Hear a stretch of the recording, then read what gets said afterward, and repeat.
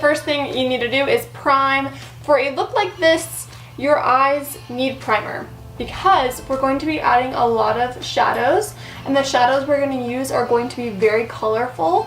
We want their full staying power and we want their full pigment.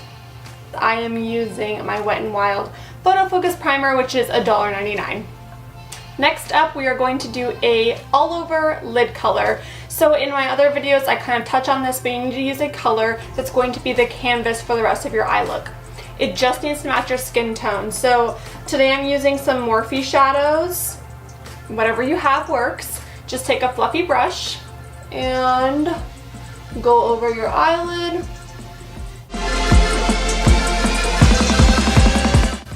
I want to have some serious fun with this. I feel like lately when I go to work and stuff, I'm so boring with my makeup, and I used to work at Clinique and I was like totally the rebel at Clinique because I would come in with pink eyebrows and we did not celebrate pink shadow, so that was a no-no for me, but I still did it, and I sold a lot of color because I wore it, and now I work in a business setting and I can't do that, but I can do it for you. The next step is a transition color. Transition color needs to be a couple shades darker than your skin tone. Again, I'm putting it on a fluffy brush and I'm brushing it right into the crease of my eye using circular motions.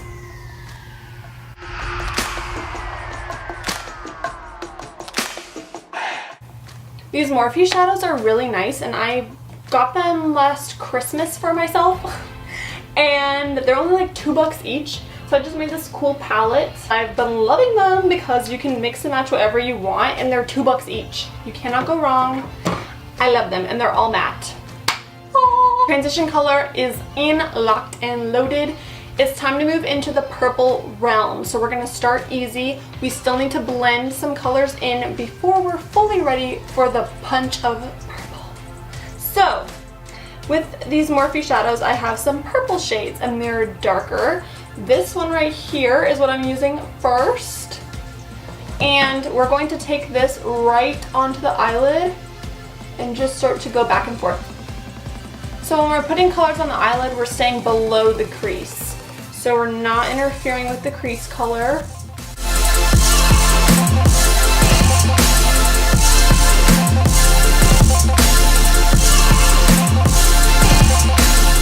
Right now we're at the stage where it kind of looks like your eyes are bruised. Don't worry, we're gonna move past that. We're just gonna walk right over that bridge because right now we're about to introduce a punch of color. Are you ready? I honestly don't know if they sell this, and I'll have to check still, but the Urban Decay Electric Palette,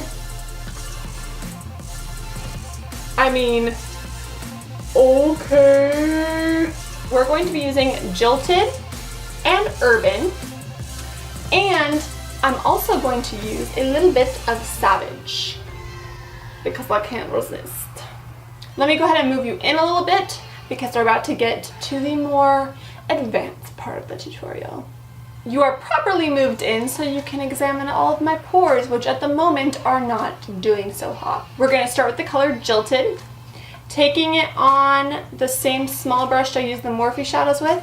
We're going to place this on the eyelid, focusing on the outer third. With these shades, we're going to pack them on more than blend them because we want to get the full pigment here. This color Jilted is just going to bring a little bit more vibrancy to the look.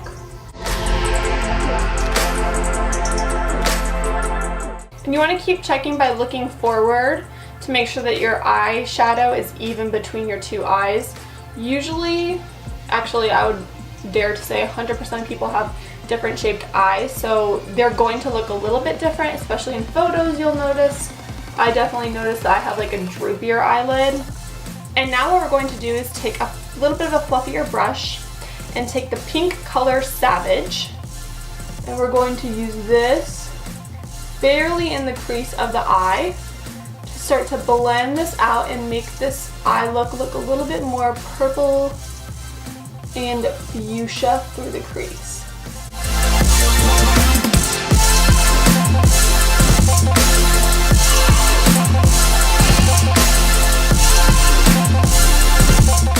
Now I'm taking the darkest shade of purple from the electric palette, and that is called Urban.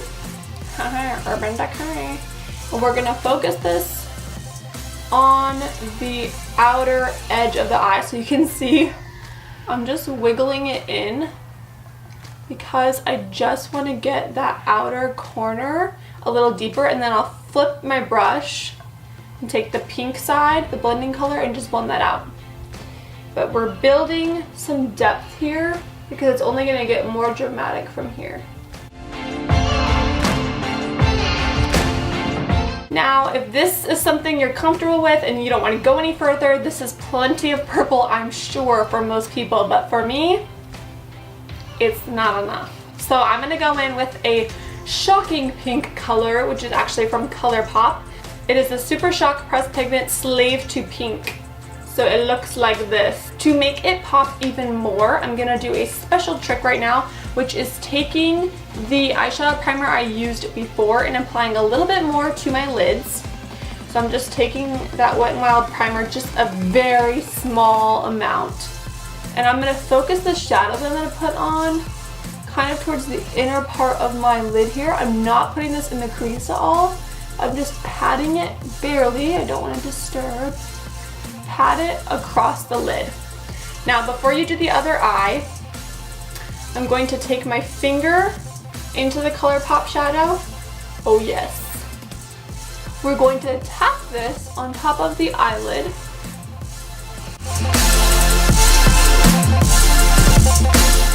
Again, on the other eye, we're taking a little bit of primer and just tapping it across the lid.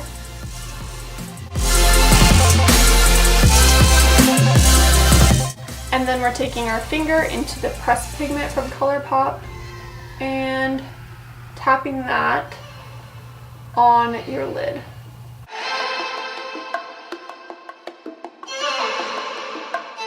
I'm going to go ahead and zoom you out so you can see what it looks like so far.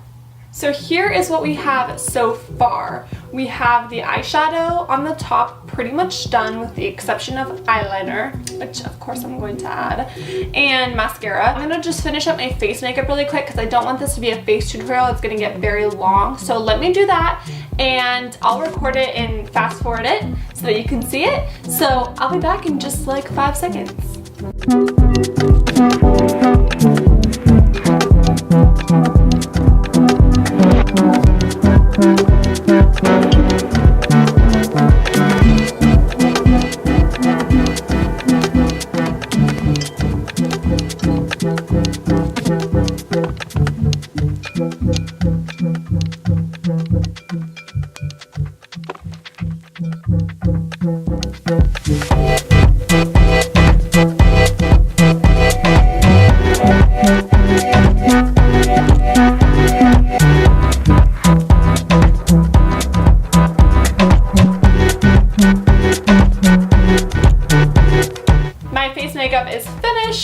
Having a little dance party, so it took me a little longer, but I want to mention really quickly the products that I did use. So I used the Revlon Color Stay Foundation, and that's a really good one. It's very light for me right now, so you know, don't take that as what I was trying to go for. I just had to use a lot of bronzer.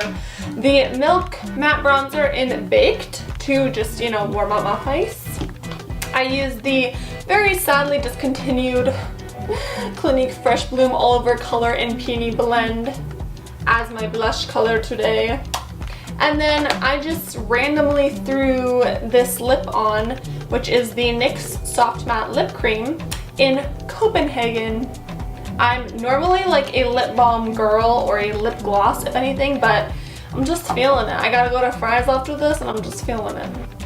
Back on track here, let's finish the eye look. So we have the top eyeshadow done. Let's quickly do the bottom, the liner, the lashes, and boom, we're done.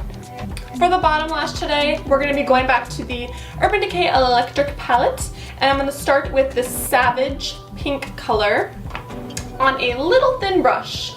That's what you need. Go under your eye, And you want to connect this outer corner. That's really going to round out this look. Connect the outer corner and then drag and buff the color all the way under the eye. I want to tell you a secret when you're doing any smokier look or a look that's really eyeshadow heavy. Do not be afraid to go a little lower with the eyeshadow underneath the eye. First of all, it's going to look really sultry. And if you actually do this, it's going to look purposeful. If you just have a straight little line of shadow under here, it's not really going to be continuous with the rest of the look. The rest of this eye look is very blown out. It's very purple, so you don't want to miss the lower lash line and the opportunity to really connect everything together. Once we have the Savage color on, we're going to go in with one more color on the lower lash line, and that is the color Jilted, which was the more light shade of the two purples. Has a little bit more pink in it, and I'm going to go right closer to the base of the lashes and just stamp this color on. It's going to make a very small difference, but it'll frame the eye a little bit more. Just like that. I live for this color and a lot of other things like life itself and love and happiness, but I really like this color is basically what I'm trying to say. For liner, we're going to use black. Shocker.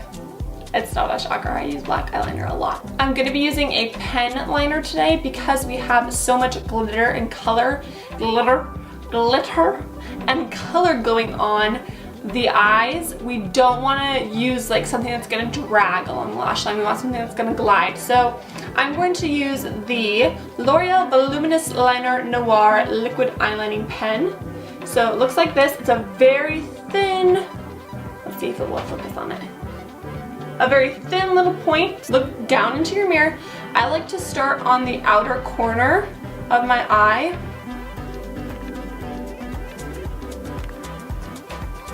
As you get closer to the inner corner of your eye, use the tip of the pen so that you can get a thinner application.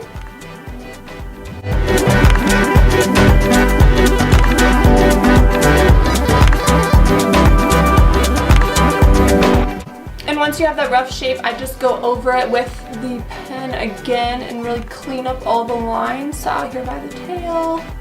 And there's one eye done. I'm gonna finish the other eye so we don't have to spend another like 3 minutes watching me do this.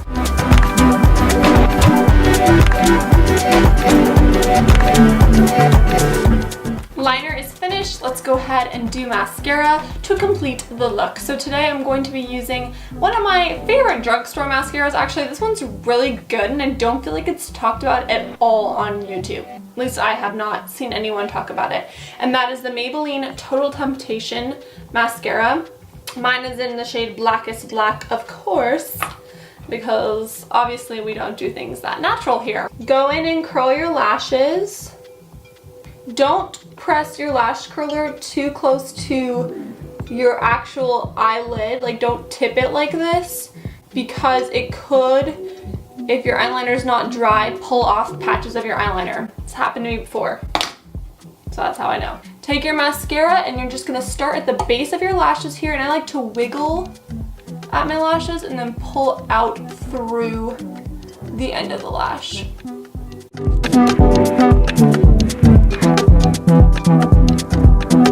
For this look today, I'm also going to do bottom lashes. I don't always do this, but sometimes I like to because it frames your eye a little bit better. Although it's totally a look if you don't want to, you don't have to.